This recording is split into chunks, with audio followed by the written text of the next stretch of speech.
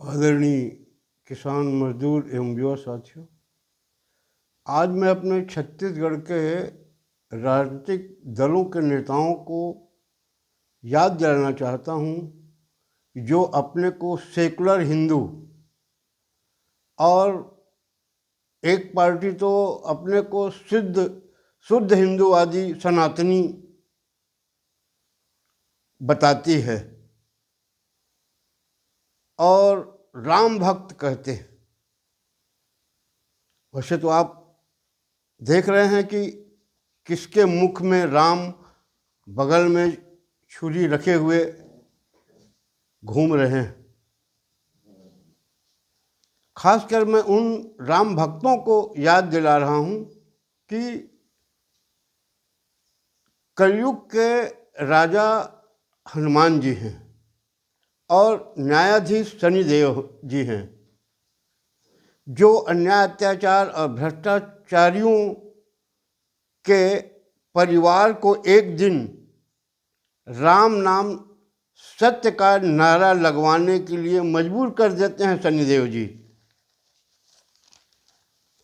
इसीलिए मैं उन नकली राम भक्तों को सुझाव देता हूं कि अपने राजनीतिक परिवार की खुशहाली के लिए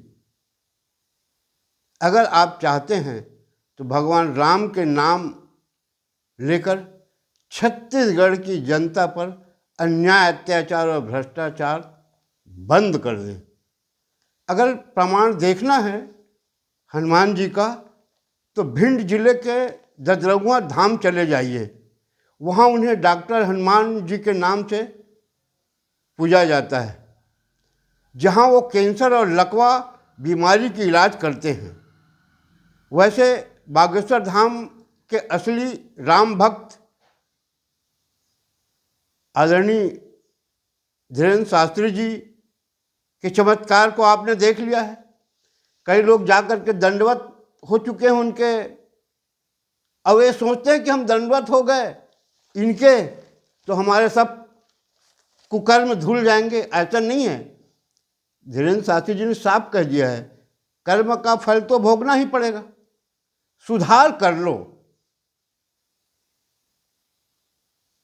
मगर कितने लोगों ने किया, क्या नहीं किया, ये तो छत्तीसगढ़ की जनता देख रही है। अगर शनिदेव की करामात देखना चाहते हैं तो महाराष्ट्र प्रांत के सिंगनापुर चले जाइए, जो अहमदनगर जिले के अंतर्गत आता है। वहाँ किसी के घर में कपाट नहीं है, बैंकों में नहीं है, चोरी नहीं होती है। अगर जो चोरी करता है ना, उसका आंख दिखना बंद हो जाता है। तो हिंदू देवता, मैं बाकी देवताओं की कुछ नहीं कर सकता, मगर मैं अपने हिंदू देवताओं को जो मैंने देखा है, जो समझा है, उस आधार पे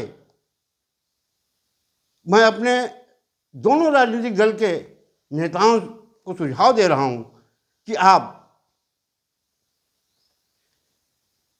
उनके नाम से जनता को भ्रमित मत करिए।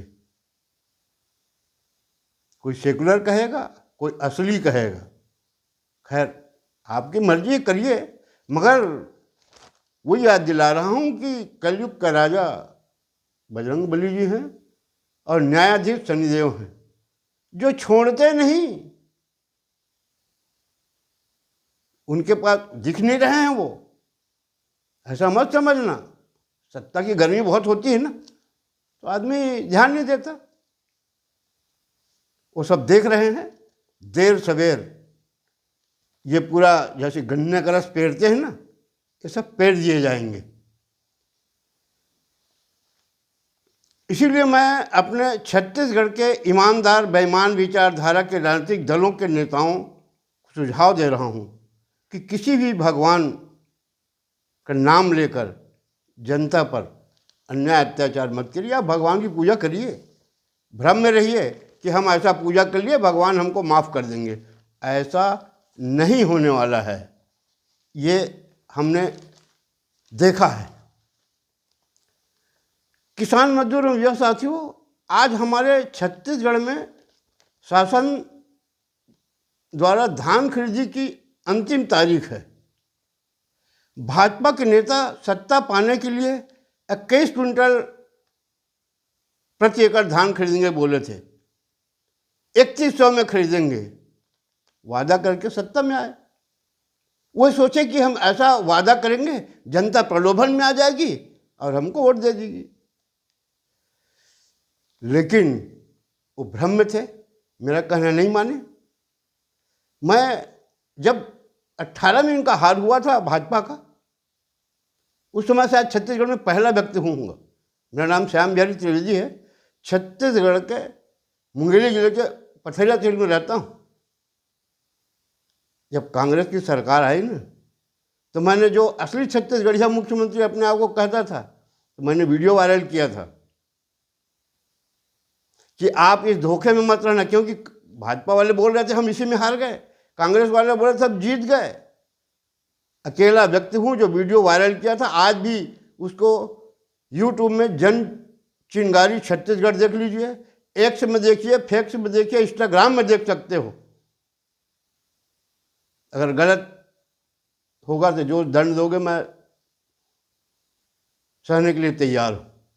मैंने उसी समय कहा था कि आप 2500 धान में और ऋण मुक्ति में नहीं जीते हो असली छत्तीसगढ़िया मुख्यमंत्री जी, आप तो भाजपा के अन्याय अत्याचार भ्रष्टाचार कारण जीते हो। अगर असली छत्तीसगढ़िया हो ना, तो छत्तीसगढ़ को भ्रष्टाचारहीन राज्य बना दो। यहाँ के किसान, मजदूर, सरकारी कर्मचारी तक भी भ्रष्टाचार से परेशान है। ऐसा नहीं है कि जनता भर परेशान है, सब तबका परेशान है, मगर वो नहीं माने। अब ये उसी धोखे में फिर इस बार सोच रहे हैं कि हम आ गए हैं। आप इस निर्णय को वापस ले लीजिए। 2 साल में जो आपने विकास के नाम से, सामान खरीदी के नाम के आपके मंत्रालयों में जो करोड़ रुपया कमा खा लिए, जनता जान रही है। आज धान खरीदी के नाम से कितना अन्याय, अत्याचार और भ्रष्टाचार हमारे साथ कर रहे हो। आप जो भ्रष्टाचार कर रहे हो वो माफ रहे। आज मैं किसान भाइयों आपको बता दूं, आज भाजपा का कोई विधायक, मंत्री ये नहीं बोल रहा है आज अंतिम दिन है ना धान खरीदी का, और टोकन 27 तारीख को 12 बजे से बंद कर दिया गया था। कोई नहीं बोल रहा है कि हमने फिर टोकन शुरू कराया है। टोकन कौन शुरू कराया है बताऊं आपको मैं, ताजुब मानोगे। ये छत्तीसगढ़ की सरकार जो है ना, किसानों के जान की प्यासी है।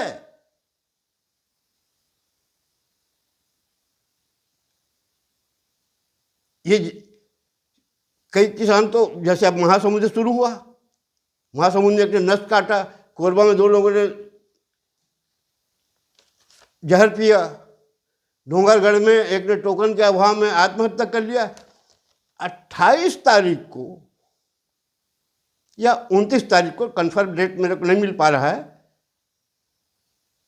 जांजगीर चांपा जिला के 2 किसानों ने, अकलतरा वाले का तो नाम मेरे को मिल गया है, अकलतरा तहसील के किसान हैं, वो साकर गांव का अनुराग सिंह चंदेल, जिसको एक भी बार टोकन नहीं मिला है।